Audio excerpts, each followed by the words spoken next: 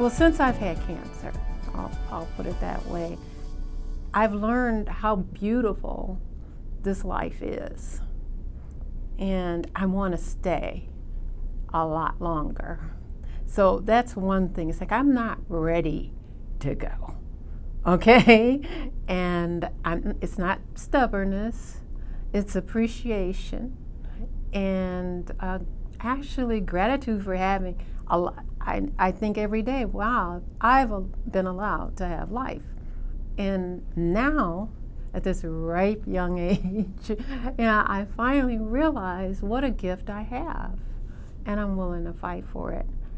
The problem is, I think with most people, is we listen to that critic, that critical voice inside that tells us that we're wrong, tells us that what if, and doctors have a reputation of being knowledgeable and smart. Well, thankfully, I went to school with a lot of those doctors.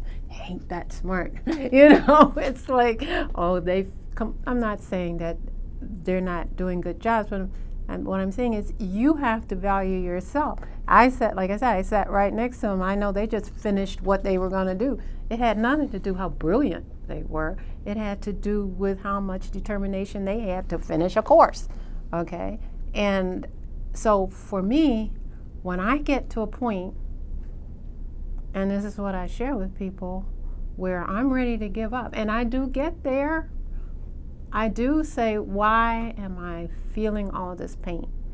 I'm tired of hurting, because I don't think anyone other than another cancer survivor with stage 4, and they will understand this, how much pain you can be in 1 day, 2 days, for 4 months. One time I was in total pain every day, and nothing was helping it. You make a decision, and I'm a Christian, and I turn to God, and I oh my goodness, I have talked out loud. I remember I was in a facility, they thought somebody was in there with me. I was like, no, that pain just hurt too bad. Lord, you know I can't take this kind of pain. But whatever it takes to turn it around, I make sure I listen to positive messages on the internet. I sought out survivor stories instead of stories that the statistics on the 5 years and then you're out kind of thing. No, there are many survivors who are out there, and we're just not getting their story in front of us. But once we do, and they tell it to you, you realize maybe I could do that too. Maybe, just maybe, there's something special about me that I can do. And you eat differently, you exercise differently, but you can't do it overnight. And that's the other thing. People want to change overnight. It's not going to happen. You didn't get that way overnight. But you can do it a day at a time. You can do it an hour at a time. And you just keep promising yourself and keeping that promise that each moment you're going to make an attempt to be a better you and to know who that is. Most people don't know who they are still. Again, you realize how wonderful it is being in the world, and the human beings that we've been, like, people are always mean or whatever, they're not.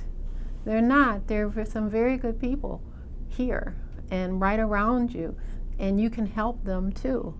And I like doing that. I find that whatever I can do to help, I want to. If I need to go to the doctor with somebody, and I've told them, you want me to go? You want me to talk for you? Or to be your advocate? Just let me know. Because you're going to need a strong stance. You can't go in a puny mortal. You really, not with the world we live in today. You have to be adamant about what you want, and you have to be determined to stay there until you get it.